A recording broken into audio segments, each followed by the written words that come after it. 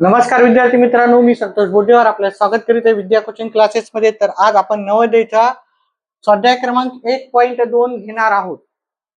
आता इथं आपला जो पहिला प्रश्न आहे, 17, 8, 21, 13, 41, 2, 27, 31 आणि 51 या संख्यापैकी संख्यांची बेरीज आहे। मूळ संख्यांची, या संख्यापैकी मूळ संख्यांची बेरीज आहे। म्हणजेच आता आपल्याला इकडे काय करायचं, मूळ संख्या कोणत्या आहेत, किती आहे ते लक्ष द्यायचं। ठीक आहे, मूळ संख्या मला सांगायच्या, एक एक सांगा। ही मूळ संख्या आहे का 17? एक एक लक्ष द्या इकडं, ही मूळ संख्या आहे का नाही? हो, मग याला टिक करायचं, इथे घ्यायचं 17। हा एकक, हे दशक, व्यवस्थित लिहायचं। 17 ही मूळ संख्या आहे। त्याच्यानंतर 8 ही मूळ संख्या आहे का? नाही, ही नाही आहे। 21 आहे का मूळ संख्या? नाही आहे। 13 आहे का? 13 आहे, तर 13 इथं घ्यायचे। 41 आहे का? 41 पण मूळ संख्या आहे। दोन्ही मूळ संख्या आहे का? मग इथं घ्यायचेत का दोन इथं घ्यायचे? एककच्या दशकला घ्यायचे का एककला? एककच्या ठिकाणी घ्यायचे। त्याच्यानंतर 27 मूळ संख्या आहे का? 31 मूळ संख्या आहे का? एकक दशक, तर दशक पासून सुरुवात करायची। 51 मूळ संख्या आहे का? नाहीये। मग आता आपल्याला काय करायची, याची बेरीज करायची। 7 आणि 3 10, 11, 12, 13, 14, 14 ला 4, हाताला 1, 1 आणि 2 3, 1 2 3, 4 7, 7 आणि 3 10। म्हणजे आपले एकूण मूळ संख्यांची बेरीज किती आलेली आहे, याच्यापैकी पहिल्या 104 आलेली आहे। म्हणजे आपण इथे पहिले काय केलं, मूळ संख्या कोणत्या कोणत्या आहे ते पाहिल्या, त्या आपण इथे लिहिल्या। ते लिहिल्याच्या नंतर आपण काय केलं, त्याचं उत्तर काढलं। कुणाला डाऊट आहे का आताच विचारा मला, कुणाला शंका आहे का? ठीक आहे, जे प्रत्यक्ष विद्यार्थी क्लासरूम मधले त्यांनी आता सांगा, ज्यांना ऑनलाईन जे पाहतात त्यांनी कमेंट बॉक्स मध्ये त्यांची शंका टाका, उत्तर समजलं नसेल तर। ठीक आहे, चला प्रश्न क्रमांक 2 लिहून घ्या।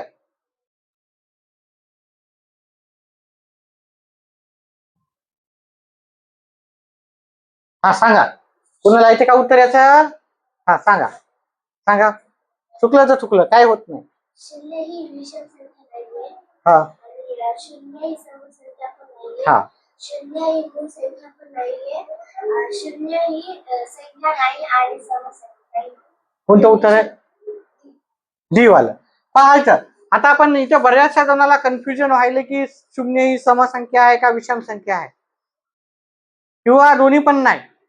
आता पहा, आता आपण जर हे पाहिलं, समसंख्याची व्याख्या, समसंख्याच्या शेवटी 0 2 4 6 8 असतात, आणि विषम संख्या जर असेल त्याच्या शेवटी असते 1 3 5 7 9 हे अंक असतात, शेवटी असतात, हे की नाही? पण एखादी संख्या शून्य असेल, ठीक आहे, हे तुम्ही म्हणाल हे शेवटीच झालं, हे की नाही? शेवटी काय झालं, शून्य झालेलं आहे। एक मिनिट,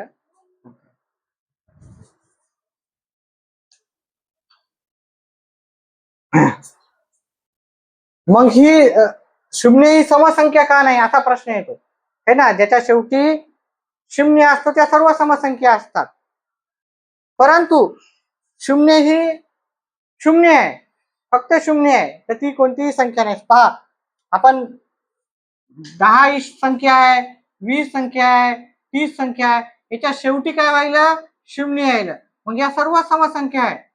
तर शून्य ही कोणतीही संख्या नसते। शून्याच्या डाव्या बाजूला काय राहते, शून्य पासून नंतर 1 1 2 3 4 संख्या तयार होतात। 1 2 नैसर्गिक संख्या कुठून सुरुवात होतात, तर ही विषम आहे, ही सम आहे, ही विषम आहे, ही सम आहे, विषम आहे, ही सम आहे। पण शून्य ही काय, आपल्याला ना सम आहे ना विषम आहे। शून्य ही सम आहे का? नाही आहे, आणि विषम पण आहे का? आपल्याला नाही आहे। कळालं का? शून्य ही सम काऊन नाही आहे, कळालं का? नाही नाही कळालं तर आत्ताच विचारा। कळालं? कारण शून्य ही म्हणजे शून्य 0 पासून सुरुवात व्हायली, संख्या कुठून सुरू होतात, 1 पासून सुरू होतात। संख्या नैसर्गिक संख्या कुठून सुरू होतात, 1 पासून। म्हणून शून्य ही सम पण नाही आणि विषम पण नाही, आपण त्याला काहीच म्हणू शकत नाही. आणि शून्याला असा पण प्रश्न येऊ शकतो, शून्य ही ऋण संख्या आहे का धन संख्या आहे? ऋण पण नाही धन पण नाही. शून्य ऋण म्हणजे वजाबाकीची संख्या आहे का, आणि धन म्हणजे प्लस मध्ये आहे का? आता शून्य शून्यच असतो, तो ना ऋण असतो ना धन असतो, ना सम असतो ना विषम असतो. कळालं? पण जर एखाद्या संख्येच्या शेवटी शून्य आला तर त्या समसंख्या होतात. त्याच्यामुळे इथे जे उत्तर आहे ते पाठच करून ठेवायचं. शून्य ही विषम संख्या नाही आणि शून्य ही सम ही संख्या नाही, हे आपल्याला पाठ करून ठेवायचं. 10 वेळेस लिहून काढायचं आणि पाठ करायचं. ठीक आहे, चला लिहून घ्या.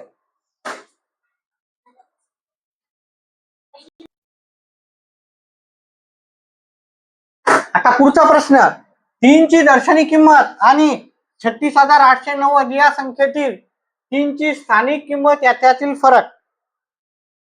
आता इथे जर आपण संख्या जर पाहिली इथं 36,890, आता दर्शनी किंमत म्हणजे काय, स्थानिक किंमत म्हणजे काय, याच्यावर आपण स्वतः एक छोटासा व्हिडिओ घेतलाय, क्लासमध्ये पण शिकवलं, किंवा नाही झालं तर पुन्हा अजून आपण डबल याच्यावर एक व्हिडिओ बनवूत आणि डिटेलमध्ये आपण याच्या दर्शनी किंमत आणि स्थानिक किंमतीवर आपला एक राहतोच, दरवर्षीच राहतो.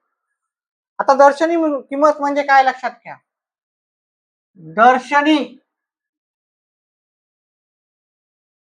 किंमत, स्थानिक किंमत,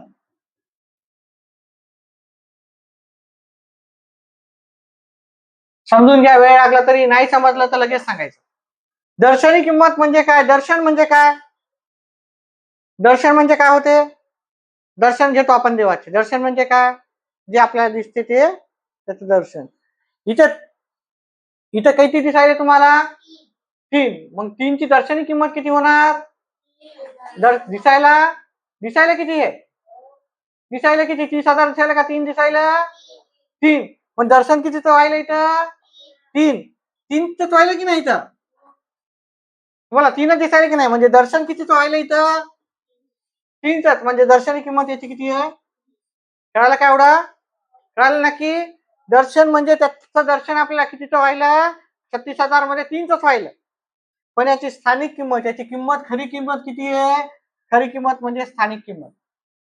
त्या स्थानाला व्हॅल्यू आहे की नाही, आहे की नाही. आता एखादा तुम्ही शाळेमध्ये बघितलं, शिक्षक पण आहे, हेडमास्तर पण आहे की नाही, पण वर्गात जे बसते ते शिक्षक आणि प्रिन्सिपलच्या हॉलमध्ये बसतोय मुख्याध्यापकच्या ते मुख्याध्यापक, दोघं खुर्चीवर बसायले, दोघं माणसंच दिसायले.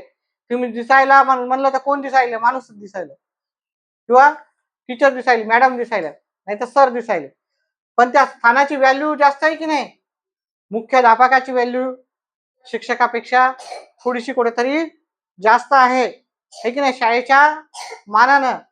त्याच्यामुळे जे दर्शन व्हायला ते आपल्याला एखाद्या व्यक्तीच व्हायलं, सरचं व्हायलं नाही तर मॅडमचं, आणि त्याची व्हॅल्यू किती कळायली आपल्याला इथं कळायली. स्थानिक किंमत म्हणजे त्या स्थानाची व्हॅल्यू आहे की नाही, हे की नाही, प्रत्येक याचं स्थानाचं प्लेस व्हॅल्यू म्हणतो त्याला इंग्लिशमध्ये आपण. प्लेस व्हॅल्यू किती आहे तर मग 30,000. एवढं कळणं, लक्ष देणं फार महत्वाचं आहे. दर्शनी किंमत 3 ची 3च आहे, स्थानिक किंमत किती आहे, 3,000. कळालं एवढं. आता आपल्याला काय करायचं, बेरीज करायची का वजाबाकीचं व्यवस्थित पाहायचं. फरक म्हणजे काय, वजाबाकी. फरक म्हणजे काय, वजाबाकी. मी आजच्या याच्यामध्ये पण झालेलं आहे आपलं. फरक म्हणजे वजाबाकी. आता नसलं तरी लक्षात ठेवा या गोष्टी, डबल डबल ट्रिपल ट्रिपल, त्याच्यामुळे घरी जाऊन करायचं. 2 यायला, 2 उत्तर म्हणजे हे पर्याय क्रमांक पाहूत आपण. ठीक आहे, म्हणजे 30,000 मधून 3 वजा केले आपण, आता 0 मधून 3 जात नाही, या 3,000 मधून 1 गेला, 2 9 9 9, इथलचा 1 कमी करून इथं घेतला, 10 मधून 3 गेले 7 आले, हे 9 ला 9, हे 9 ला 9, हे 9 ला 9, हे 2 ला 2. पहा आता हे जे आहे वजाबाकी करताना कुठं कोणती संख्या घ्यायची मी तुम्हाला आधीच शिकवलेलं आहे. जे नवीन विद्यार्थी लाईव्ह पाहत आहेत किंवा ऑनलाईन पाहत आहे त्याच्यावर आधारित वजाबाकीचा व्हिडिओ आहे. आता हे 3 इथं लिहायचे, काही इथं लिहायचे, त्याच्यावर पण आधारित.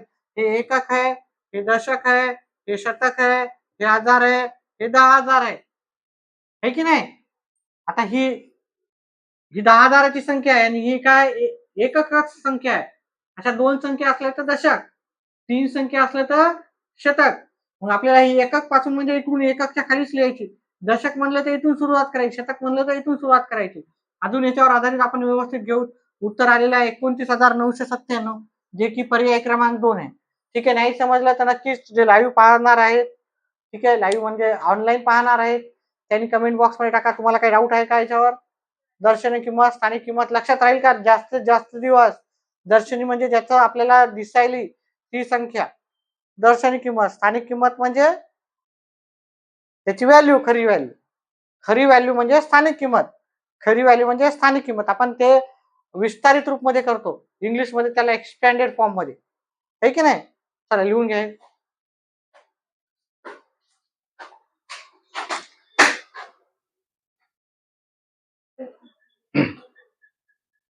पुढचा प्रश्न आहे 33 आणि 97 यांच्या बाबतीत पुढील पैकी काय खरे आहे? आता हे लक्षात घेताना आता आपल्याला लक्षात घ्यायचं आहे पहा, सर्व पर्याय आपल्याला वाचायचे. कधी कधी काय होतं, पर्याय जर वाचले ना आपल्याला ऑटोमॅटिकली उत्तर 2-3 पर्याय ऑटोमॅटिकली कटतात. कधी एक कटतो पर्याय, कधी 2 कटतो, कधी तिन्हीला तिन्ही कटून जातात आणि एकच पर्याय शिल्लक राहतो. एक पर्याय याच्यामध्ये पण तसंच होणार आहे आपल्याला. 3 पर्याय ऑटोमॅटिकली कटणार आहे, कारण तुम्हाला बाकीचे 3 पर्याय फक्त व्यवस्थित वाचायचे आहे. मी पहिल्याच आधी सांगितलं की बाबा तुम्हाला की तुम्ही प्रश्न समजून घेणं गरजेचं आहे. जेव्हा प्रश्न तुम्ही समजून घेता गणिताच्या बाबतीत, नक्कीच तुम्हाला चांगले मार्क पडतात. 95च्या वरील तर पडायलाच हवे ओपन कॅटेगरीसाठी. ओपन कॅटेगरीसाठी 95 मार्काच्या वरीच भविष्य आहे. ठीक आहे, उत्तर चुकू द्यायचे नाही. आकृतीला 50 पैकी 50 मार्क भेटतात. 50 पैकी 50 घ्यायचे आहेत. गणिताला खूप झाले, 1 नाही तर 2 चुकले तर तुम्हाला मार्क नंबर लागते, आहे की नाही? ठीक आहे, त्याच्यामुळं व्यवस्थित समजून वाचून घ्यायचा, प्रश्नाचा अर्थ समजून घ्यायचा, प्रत्येक वेळेस अर्थ समजून घ्यायचा. दोन्ही संख्या मूळ संख्या आहेत का सांगा? मूळ संख्येची व्याख्या माहिती आहे? मूळ संख्या माहिती आहे 1 ते 100 पैकी, तर 33 ही मूळ संख्या आहे का माहित नाहीये? मग हे उत्तर पर्याय येणार आहे का आपलं? नाही येणार. कळालं का एवढं? आता 11ची गुणिते म्हणजे काय? म्हणजे 11 दोघांना पण भाग जातो का? जातो का? 11ची गुणिते म्हणजे 11च्या पाड्यात आहे का? 11 भाग जातो का? त्याला दोन्ही संख्येला 11 भाग जातो का? याला 11 जातो. याला जातो का? 11 9 99, 11 8 88 जातो का याला? कळालं का? याला जाते 11 भाग? नाही. याला जाते का? त्याने म्हणायला दोन्हीला. एकाला म्हणलं की त्यानं ते याला जात नाही. ह्या पर्याय कटला की नाही आपला? बरोबर कटला. त्याच्यानंतर दोन्ही समसंख्या आहेत का सांगा बरं? आता समसंख्या आपल्याला माहिती आहे, ज्या संख्येच्या शेवटी 0 2 4 6 8 हे अंक असतात त्या समसंख्या असतात. त्या दोन्ही समसंख्या आहेत का? एकही नाही. दोन्ही तर दोन्ही म्हणायला ते एकही समसंख्या आहे काही तर नाही. मग हे पण पर्याय ऑटोमॅटिकली कटला की नाही? तुम्ही जर व्यवस्थित वाचून घेतलं तर तुम्हाला उत्तरे येतात. व्यवस्थित वाचन आपलं गरजेचं आहे. त्याच्यामुळे याचं उत्तर आहे पर्याय क्रमांक बी, दोन्ही समूळ संख्या आहेत.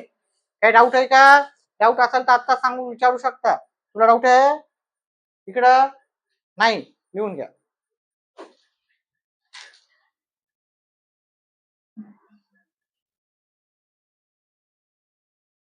पुढचा चौथा आहे का पाचवा प्रश्न आहे? पाचवा प्रश्न आहे आपला, पुढील पैकी कोणत्या अंकाची दर्शनी किंमत एखाद्या संख्येमध्ये नेहमी सारखी असते? आता सांगायचं गेलं पहा, आता एखादी संख्या घेऊत आपण.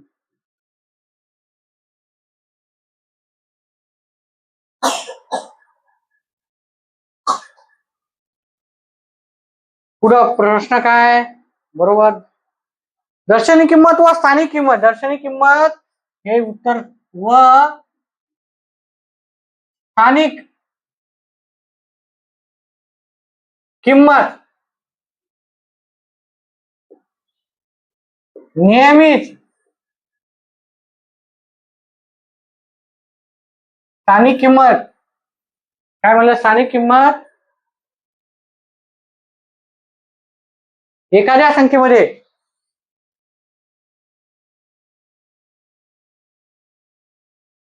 ठीक आहे. समजा आपण इथे 0 घेतलं, हे की नाही, इथं 3 घेतले, इथं 2 घेतले, इथं 9 घेतले समजा. आता इथे एक ची स्थानिक किंमत किती आहे? 1 1 2 3 4. आणि दर्शनी किंमत काय आहे? 1. 2 ची इथे स्थानिक किंमत किती आहे? दर्शनी किंमत किती आहे? स्थानिक किंमत.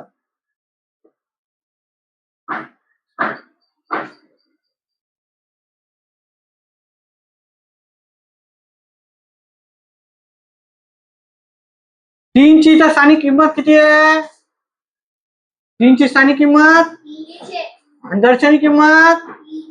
इथं 0 ची स्थानिक किंमत किती आहे? 0 0 0 0 0 किती तरी. ठीक आहे, पण 0 ला किती जरी लिहिलं तर 0 ला 0 व्हॅल्यू राहणार आहे. आणि दर्शनी किंमत पण किती आहे? 0. म्हणजे ती कोणतीही संख्या जरी घेतली, 0 ची जी स्थानिक किंमत आणि दर्शनी किंमत वेगळी होणार आहे का? तुम्ही 5व्या जरी स्थानी आला तर 0 0 0 10 लिहिले तरी 0 मध्ये काही फरक पडणार नाही. ठीक आहे, त्याच्यामुळे शून्याची दर्शनी किंमत आणि स्थानिक किंमत नेहमी काय होणार नाही. ही संख्या आहे समजा, इथं शून्याची दर्शनी किंमत किती आहे? 0.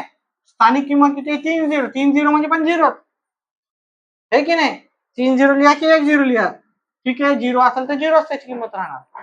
त्याच्यामुळं शून्याची स्थानिक किंमत आणि दर्शनी किंमत प्रत्येक संख्येमध्ये सारखीच असते, नेहमी सारखीच असते. एखाद्या किमतीमध्ये काय, प्रत्येक किमतीमध्ये जरी म्हणलं त्यानं, कोणत्याही किमतीमध्ये जरी म्हणलं तर 0 ही अशी संख्या आहे की ती कोणत्याही संख्येमध्ये, एखाद्या म्हणण्यापेक्षा कोणत्याही संख्येमध्ये शून्याची स्थानिक आणि दर्शनी किंमत ही सारखीच असते.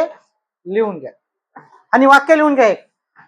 ओके, कोणत्याही हे 10 वेळेस लिहून काढा. संख्येत शून्याची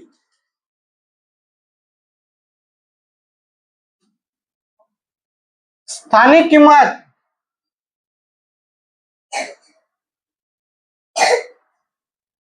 व दर्शनी किंमत ही समान किंवा सारखीच असते. सारखीच म्हणजे 0 असते, म्हणजेच काय असते? 0. हे 10 वेळेस लिहून काढा. प्रत्येक जे वाक्य देतो मी ते 10 वेळेस लिहून काढलं तर तुम्हाला भविष्यामध्ये पण त्या सर्व स्पर्धा परीक्षेमध्ये हेच येते, सगळं सारखीच असते. तुम्ही तुमचं लिहून काढा. प्रत्येक गोष्ट मला सांगायची गरज पडू नये. जे वाक्य मी देतो त्याला 10 10 वेळेस लिहून काढायचं. आता मी तुम्हाला सांगितलं होतं एकदा, फरक म्हणजे काय? ते वजाबाकी करायची आहे की नाही? तफावत म्हणजे वजाबाकी करायची. तफावत म्हणला तरी फरक, तफावत.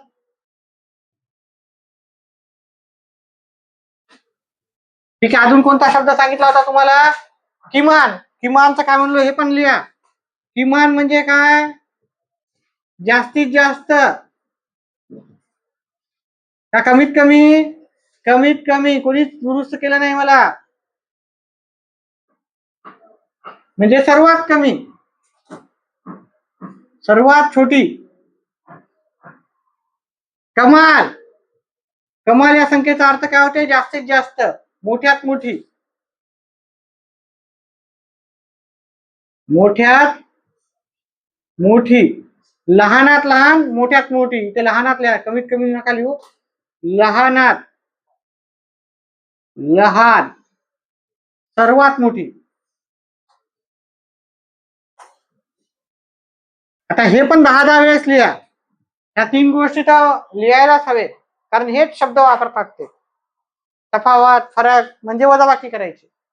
ठीक आहे, चला 5वा प्रश्न झाला. 6वा प्रश्न पाहू.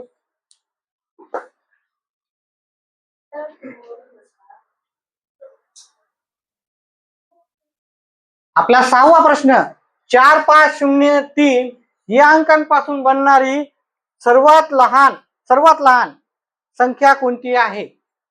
आता इथं मुलं काय करतात? सर्वात लहान संख्या म्हणलं ना आपल्याला, या अंकांपासून डबल घेऊ शकता ना, इथं पुनरावृत्ती होऊ शकते.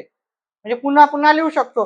म्हणून काय करतात कधी कधी आपले मुलं की काय करतात, याच्यातला छोटा अंक कोणता आहे, 0 0 0 0 लिहितात, 5 अंकी झाली. पण ही सर्वात लहान 5 अंकी संख्या आहे, त्या संख्याचा वापर करून, हे की नाही. परंतु ह्या सर्व सर्व अंक हे याच्यामध्ये आलेत का आपल्याला, नाही. हे सर्व अंक पण यायला हवेत. मग सर्व अंक येण्यासाठी आपल्याला काय करावं लागेल, आपल्याला पहा इथे पहा, एक तर काय करायचं, इथे 4 आणि हे 5 मिळवले तर हे सर्वात लहान संख्या होती. आता हे कसं करायचं पहा, पर्यायावरून काढायचे. आता असं काढायचं का, नाही. दोन संख्या आपल्याला कोणती पाहिजे, कोणती पाहिजे संख्या, लहान लहान 5 अंकी संख्या पाहिजे. तर काय करायचं आपल्याला, पहिले ह्या दोन संख्यामध्येच बघायचं, 30,450 किंवा 30,045. आता याच्यातली लहान संख्या आपण कंपॅरिझन करायचा, विचार करायचा. 30,400 इथे आहे, इथे 30,045 आहे. त्याच्यापैकी लहान संख्या कोणती आहे पहिले पाहायचं, कोणती आहे, ही लहान आहे, ही मोठी आहे की नाही. कळालं का एवढं. मग ही हे उत्तर असू शकते का, हा मी जसं सांगायचं तसंच परीक्षेमध्ये फॉलो करा. माझ्या स्टेप फॉलो केल्या तर नक्कीच तुम्हाला यश भेटते, मार्क भेटतात. मी काय म्हणतो ते लक्ष देत नाही, मला येते म्हणून काय होते, निष्काळजीनं काय होते, मार्क पडत नाही. आता इथं हे उत्तर राहणार नाही, मी कसं करायला ते व्यवस्थित लक्ष घ्या.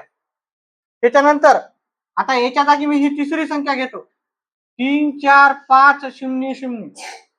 आता ह्या दोघांपैकी लहान संख्या कोणती सांगा, इकडं ही लहान आहे, काही लहान आहे, ही लहान आहे. मग हे उत्तर राहणार आहे का, नाही, हे कटलं. म्हणजे हे कटलं म्हणजे हे पण उत्तर राहू शकत. आता उरलेलं कोणतं, 30,000.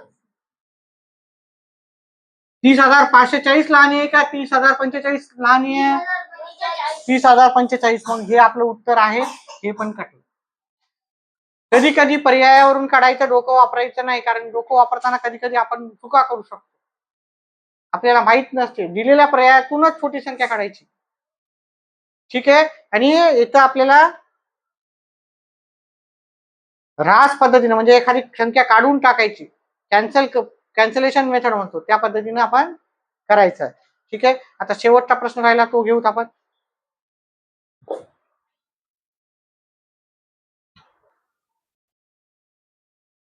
चला, स्वाध्याय क्रमांक 1.2 चा शेवटचा प्रश्न, जो की कम्प्लिटली आहे, आपल्याला पाठ करायचा आहे, पाठच करायचा आहे.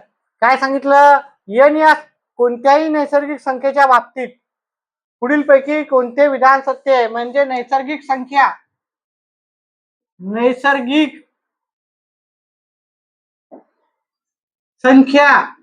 मी आता वाक्य लिहून द्यायला, ते पण पाठ करा. होऊ शकते की तुम्हाला असं छोट्या मोठ्या संख्येमध्ये येईल, परंतु तुम्ही हा वाक्य पाठ करायचं, म्हणजे जेणेकरून मला वाटतं की पुढच्या वेळेस असे विधान देतील. नैसर्गिक संख्येच्या बाबतीत कोणते विधान खरं आहे, नैसर्गिक संख्या ह्या शून्यपेक्षा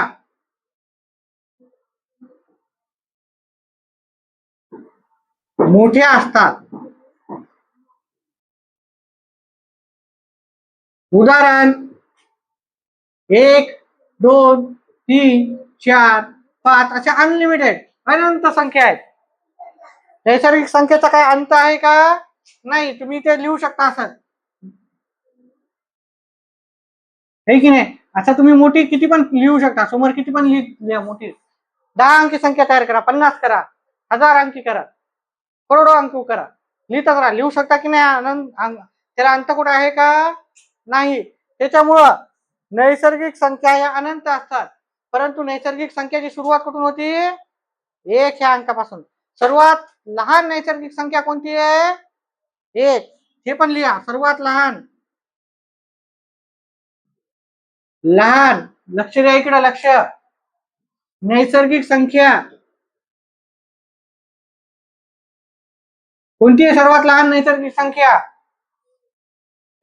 1 ही सर्वात लहान नैसर्गिक संख्या आहे. वजाबाकीच्या संख्या नैसर्गिक संख्येत येत नाहीत. वजाबाकीच्या संख्या नैसर्गिक संख्येत येतात का, 0 ही नैसर्गिक संख्या आहे का, शून्य पण नैसर्गिक संख्या नाही आहे, या गोष्टी लक्षात ठेवा. नैसर्गिक संख्येची सुरुवात 1 पासून होते. शून्यापेक्षा मोठ्या संख्या नैसर्गिक संख्येची सुरुवात 1 पासून होते. ऋण संख्या या नैसर्गिक संख्या नसतात. शून्य ही नैसर्गिक संख्या नाही, या गोष्टी लक्षात ठेवा. चला मी सर्वात लिहून देतो. नैसर्गिक, हे सगळे वाक्य आहेत. हे 1 नंबरचं वाक्य, हे 2 नंबरचं, हे 3 नंबर. संख्यांची सुरुवात 1 पासून होते. पुढचं वाक्य, शून्य किंवा ऋण संख्या. आता तुम्हाला परीक्षेमध्ये येते, शून्य ही नैसर्गिक संख्या आहे. विधान सत्य की असत्य? शून्य ही नैसर्गिक संख्या आहे का? नाही. मग ते असत्य असत्य विचारतात किंवा सत्य विचारतात. या नैसर्गिक संख्या नाहीत.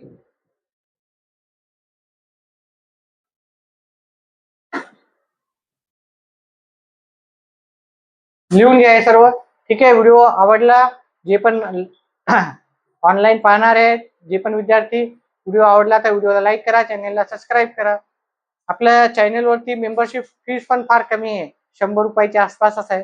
तर जर जॉईन केलं तर आपले नोट्स ज्या राहतात ते तुमच्यापर्यंत नक्कीच भेटून जातील. ठीक आहे. या व्हिडिओमध्ये एवढंच. पुढचा व्हिडिओ आपण नक्कीच घेऊन येऊ. व्हिडिओ पाहिल्याबद्दल धन्यवाद.